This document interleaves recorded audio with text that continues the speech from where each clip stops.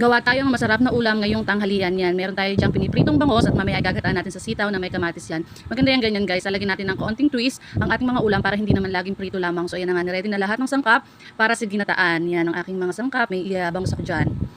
Then ipiprito muna namin ang sitaw. Igisa-gisa lang yun ng kaunti. Then pagka malambot na aking set aside muna yan. Kapag voice over, ang hirap i-timing nung ginagawa sa video, sa salita mo. So alam niyo na yan guys ha. Pare-pareho naman tayong content creator yan. Ginigisa na dyan ng luya, bawang, sibuyas. At maya-maya, ihuhulog na dyan ng mga iba pang lahok. So yan, kamatis. Halo-halo lang yan guys.